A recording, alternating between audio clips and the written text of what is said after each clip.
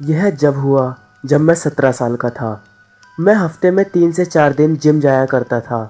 मैं ज़्यादातर बस से जाया करता था। वो संडे का दिन था। मैं जिम से आते समय लेट हो गया था, इसलिए आई मिस्ड माई लास्ट बस। मुझे दूसरी बस का वेट करने के लिए बस स्टॉप पर बैठना पड़ा। मैं अपने पेरेंट्स को भी कॉल कर सकता था, लेकिन वो एक पार्टी में गए हुए थे और टैक्सी काफ़ी महंगी पड़ती, इसलिए मुझे बस स्टॉप पर ही बैठना पड़ा। उस रात काफ़ी ठंड थी और स्नोफॉल भी होना शुरू हो गया था। मेरी बस अपने रूटीन समय से लेट थी, तो मैंने अपना फ़ोन निकाला। Then I started listening music.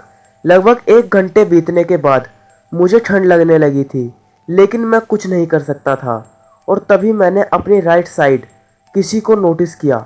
वो एक अजीब आदमी था जिसकी लंबी दाढ़ी थी और उसके कपड़े काफ़ी गंदे थे, जो कि धीरे धीरे मेरी तरफ आ रहा था।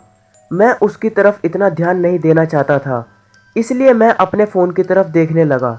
वो आदमी बस स्टॉप के दूसरे कोने पर बैठ गया और मेरी तरफ देखने लगा।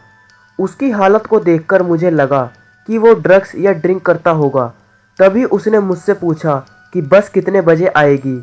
मैंने अपने ईयरफोन्स निकाले और कहा कि स्नोफॉल की वजह से शायद बस डिले होगी। वो मेरी तरफ काफ़ी देर तक देखता रहा और फिर खुद से बड़बड़ाने लगा, इसलिए उसे ध्यान हटाने के लिए मैं अपने फ़ोन की तरफ देखने लगा। कुछ मिनट बाद जब मैंने उसकी तरफ देखा, वो मेरे करीब आ चुका था। मैंने कुछ सेकंड के लिए अपने फ़ोन की तरफ देखा तो ध्यान दिया कि वो मेरी तरफ धीरे धीरे खिसक रहा है। मैं उसकी तरफ मुड़ा और कहा, आप ठीक हैं? उसने अपनी बड़ी आंखों से मेरी तरफ देखते हुए अपना हाथ मेरी तरफ बढ़ाया। तुरंत मैं अपना बैग उठाकर भागा। वो आदमी ज़मीन पर गिर गया। मैं बिना पीछे मुड़े भागता रहा। मैं जब तक नहीं रुकना चाहता था जब तक मैं दूसरे बस स्टॉप तक ना पहुंच जाऊं। मैं पीछे मुड़ा और देखा कि वो आदमी पूरे रोड पर कहीं नहीं था। मैं अपनी आंखें बंद करके बस स्टॉप पर बैठ गया और रिलीफ महसूस करने लगा और बस का इंतज़ार करने लगा।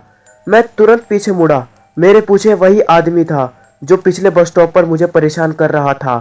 What the hell is wrong with you? मैंने कहा। वो मेरी तरफ बढ़ने लगा।